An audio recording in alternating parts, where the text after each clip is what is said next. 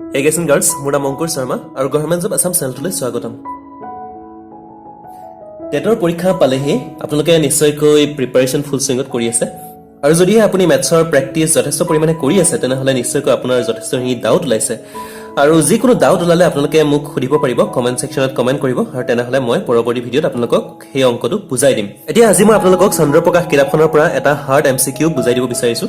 এতিয়া এই কিতাপখনত কিছুমান MCQ দিয়া আছে আৰু তাৰ উত্তৰবোৰ দিয়া আছে কিন্তু কৰি দিয়া নাই। এতিয়া মেথছৰ ক্ষেত্ৰত এটা প্ৰব্লেম হ'ল, যদি আপুনি অংকটো কৰিব নাজানে তেনেহ'লে উত্তৰটো যদি আপুনি মুখস্থ কৰি যায় তেনেহ'লে একো কাম নহ'ব, আপোনাৰ গোটেই খেলিমেলি লাগি যাব আৰু যদিহে অকণমান বেলেগ নাম্বাৰ কিছুমান দিয়ে, এই একেটা অংককে অকণমান নাম্বাৰকেইটা সলাই দিয়ে তেনেহ'লে আপুনি কৰিব নোৱাৰিব।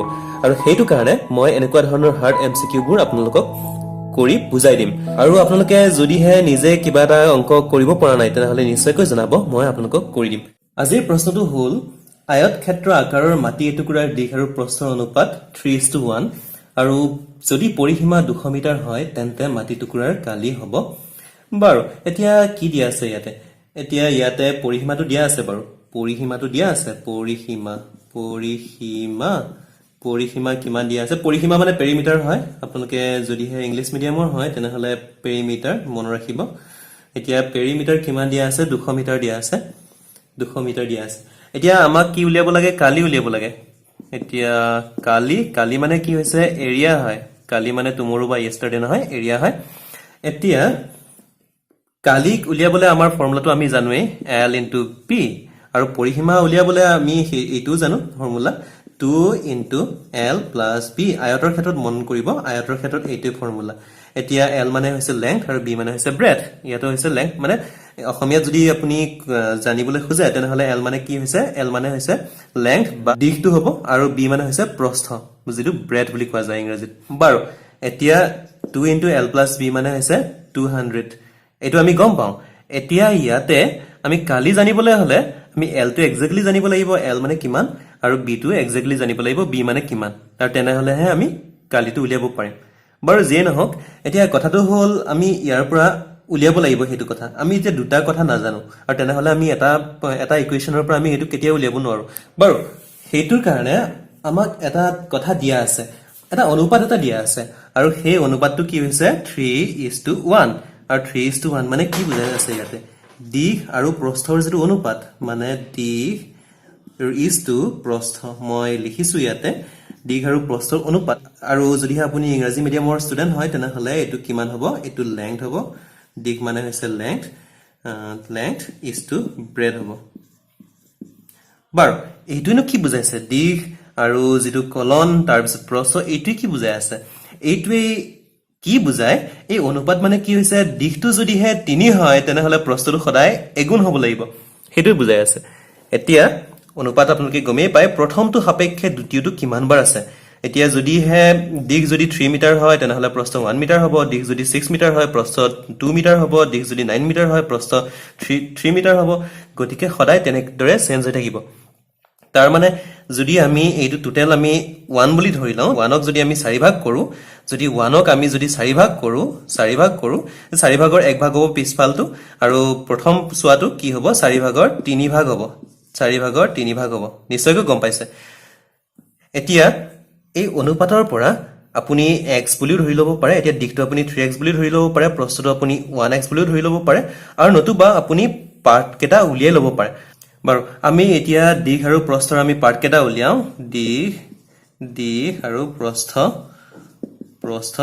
বাৰু দিশ মানে হৈছে, এতিয়া টোটেল আমি যদি পাৰ্ট কৰোঁ, টোটেল পাৰ্টকেইটা যদি আমি যোগ কৰোঁ, 3 + 1 কিমান হ'ব? তলত 4 হ'ব, আৰু 4 ভাগৰ 3 অংশ হৈছে দিশ হয়, আৰু প্ৰস্থ কিমান হয়? 4 ভাগৰ 1 অংশ হয়। বাৰু সেইটো আমি গম পালো। এতিয়া আমি এই পৰিসীমাৰ যিটো দিয়া আছিলে সেইটোলৈ চাওঁ আহক। পৰিসীমা কিমান দিয়া আছে? 200 মিটাৰ দিয়া আছে, আৰু পৰিসীমা মানে হৈছে 2 × L + B। আৰু এতিয়া আমি অকল L + B টো ৰাখি আমি 2টো ইফালে পঠিয়াই দিওঁ। 2টো যদি ইফালে পঠিয়াই দিওঁ তেনেহ'লে ডিভাইড হৈ যাব, আৰু 2ৰে যদি 200ক যদি ডিভাইড কৰোঁ, আমি যদি হৰণ কৰিব লাগে তেনেহ'লে কিমান হ'ব? 100 হ'ব। 2ৰে আমি 200ক 100 বাৰ পাম। আৰু তেনেহ'লে L + B আমি গমেই পালো, L আৰু B এই দুটা যদি যোগ হয়, যদি দিশ আৰু প্ৰস্থ যোগ হয় তেনেহ'লে কিমান হ'ব? 100 মিটাৰ হ'ব। গতিকে 100 মিটাৰৰ ভিতৰত দিশ কিমান হ'ব? এতিয়া 4 ভাগৰ 3 ভাগেই দিশ হ'ব, আৰু তাৰ মানে আমি 100 এতিয়া কৰি দিওঁ, কিমান হ'ব এতিয়া 4 25 100 তেনেহলে 75 মিটাৰ কিমান হ'ব দীঘ হ'ব আৰু প্ৰস্থ 100 এ পূৰণ কৰি দিছো 4 25 100 হ'ব তাৰ মানে 25 মিটাৰ প্ৰস্থ হ'ব আমি এইটোৰ পৰা পাই গলো দীঘ কিমান আৰু প্ৰস্থ কিমান সেই দুটাই পাই গলো গম পাইছেন এতিয়া কেনেদৰে কৰিছো প্ৰথমতে আমি পৰিসীমা কিমান আছিল সেইটোৰ পৰা আমি l + b টো উলিয়াইছো পৰিসীমাৰ সূত্ৰটো যেহেতু 2 * l + b হয় আৰু সেইটোৰ পৰা আমি l + b টো পাই গলো দীঘ আৰু প্ৰস্থ যোগ কৰিলে কিমান হ'ব পাই গলো সেইটো হৈছে 100 মিটাৰ হ'ব আৰু সেইটো দুগুণ কৰিলে যেহেতু পৰিসীমা হয় আৰু তাৰ পিছত আমি কি কৰিলো আমাক যেহেতু l আৰু b লাগে আৰু l আৰু b টো এটো l হৈছে আৰু এটো b হৈছে l আৰু b টো কেনেকৈ উলিয়াইছো আমি যেটো অনুপাত দিয়া আছিল সেই অনুপাতটো উলিয়াইছো অনুপাতটো যেহেতু 3:1 আছিল আৰু তেনেহলে আমি টোটাল যেটো l আৰু b ৰ যেটো যোগফল সেই যোগফলত l ৰ ভাগ কিমান থাকিব লাগিব 4 ভাগৰ 3 ভাগ থাকিব লাগিব আৰু b ৰ ভাগ কিমান থাকিব লাগিব 4 ভাগৰ 1 ভাগ থাকিব লাগিব আৰু হেতুৰ পৰা আমি উলিয়াইছো যে দীঘ আমি 75 মিটাৰ পালো আৰু প্ৰস্থ কিমান পালো 25 মিটাৰ পালো আৰু তেনেহলে এইটো যদি l * b কৰি দিও এতিয়া 75 * 25 যদি কৰি দিও তেনেহলে আমি এনসাৰটো পাই যাম এতিয়া মই কৰি চাইছো ইয়াতে 75 * 25 5 5 গুণ 25 হাতে গল 2 7 5 গুণ 35 2 37 5 দুগুণ 10 হাতে গল 1 7 দুগুণ 14 1 15 গতিকে 5 7 8 1 গতিকে এনসাৰ হ'ব 1875 বৰ্গ মিটাৰ বা মিটাৰ স্কয়াৰ এইখিনি হ'ব শুদ্ধ উত্তৰ গতিকে যেটো অপচন নম্বৰ এ আছে হেটো হ'ব শুদ্ধ উত্তৰ গতিকে নিশ্চয়কৈ গম পালে এতিয়া কেনেদৰে হৈ আছে এতিয়া ইয়াতে কি দিয়া আছিল ৰেশিওটো দিয়া আছিল আৰু এই ৰেশিওটোই মূল একচুয়ালি ৰেশিওৰ পৰা আপুনি উলিয়াব লাগিব ৰেশিওৰ পৰা আপুনি উলিয়াব পাৰিব যে দিশটো কিমান আৰু প্ৰস্থটো কিমান যেহেতু পৰিসীমাটো দিয়া আছে আৰু তাৰ পিছত আপুনি কালি যেটো সূত্ৰ আছিল সেই কালিৰ সূত্ৰত আপুনি বহুৱাই দিলে পাই যাব এতিয়া যদিহে আপুনি এই মেথডটো অকমান প্ৰবলেম পাইছে যদি আপুনি দিশ আৰু প্ৰস্থ অনুপাতৰ পৰা আপুনি এনেদৰে উলিয়াব নোৱাৰে দিশটো কিমান আছিল প্ৰস্থটো কিমান আছিল যদি আপুনি ভগ্নাংশৰ পৰা এনেকে লৈ উলিয়াব নোৱাৰে তেনেহলে আপুনি কি কৰিব লাগিব আপুনি ইকুৱেশনটো কৰিব পাৰে ইকুৱেশন মানে আপুনি এটো 3x লব আৰু প্ৰস্থ x লব এতিয়া তেনেহলে আপুনি এটো সূত্ৰত যদি বহুৱাই দিয়ে তেনেহলে কৰিব পাৰি মই আপোনালোকক কৰি দেখুৱাইছো ৰব এতিয়া মই আপোনালোকক কৰি দেখুৱাইছো এনেকে কেনেদৰে কৰে বাৰু দিশ মানে হৈছে l আৰু প্ৰস্থ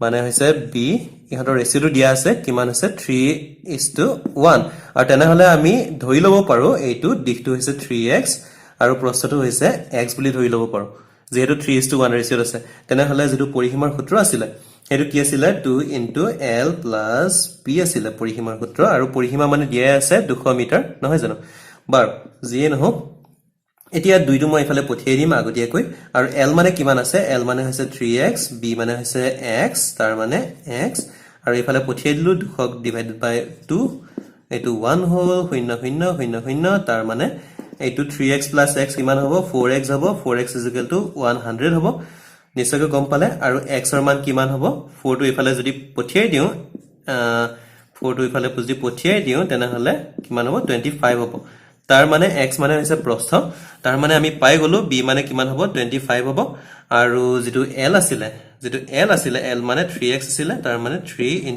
25 কিমান হ'ব 75 হ'ব গতিকে 75 মিটাৰ পাই গল আৰু হেতু আপুনি ইয়াতে যদি বহুৱাই দিয়ে এতিয়া কালি লাগে আমাক যেহেতু আমি কালি উলিয়াব লাগে আৰু কালিৰ সূত্ৰ আছিল l * b আৰু হেতুত আমি বহুৱাই দিলো l মানে কিমান আছে 75 মিটাৰ আৰু b মানে কিমান আছে 25 মিটাৰ আৰু হেতুৰ পৰা আপুনি পাই গল 1875 মিটাৰ এই দুটা আপুনি ইনটু কৰিলে পাই যাব গতিকে আপুনি যেটোৱে সহজ পায় যেটো মেথড আপুনি সহজ পায় হেতু মেথডে কৰিব মই আজি আপোনালোকক এটা হাৰ্ড এমসিকিউ বুজাই দিলো আৰু আপোনালোকে নিশ্চয়কৈ বুজি পালে আৰু যদিহে বুজি পোৱা নাই কমেন্ট সেকশনত নিশ্চয়কৈ কমেন্ট কৰিব খুদিব আপোনাৰ কি ডাউট আছে আৰু তেতলে যেহেতু বেছি দিন নাই প্ৰেক্টিস কৰিব প্ৰেক্টিস যথেষ্টখিনি কৰিব আৰু প্ৰেক্টিস কৰিলে আপোনাৰ যথেষ্টখিনি ডাউট ওলাব আৰু সেই ডাউটখিনি মোক আপোনালোকে খুদিব কমেন্ট সেকশনত কমেন্ট কৰিব আৰু যে কোনো ধৰণৰ অংক যদিহে আপোনাৰ হাৰ্ড লাগে বা নোৱাৰে আপুনি কৰিবলৈ তেনেহলে একো চিন্তা নকৰিব কমেন্ট সেকশনত সেই অংকটো উল্লেখ কৰিব আৰু পৰৱৰ্তী ভিডিঅত মই আপোনালোকক ধুনিয়াকৈ বুজাই দিম যদি আপুনি এতিয়া আমাৰ চেনেলটো সাবস্ক্ৰাইব কৰা নাই তেনেহলে নিশ্চয়কৈ সাবস্ক্ৰাইব কৰিব আৰু আপোনাৰ সকলো পৰিচিত ব্যক্তিৰ সৈতে শেয়াৰ কৰিব সো গাইস এণ্ড গাৰ্লছ আজিলৈ ইমানেই পৰৱৰ্তী ভিডিঅ আকৌ লগ পাম love you all bye bye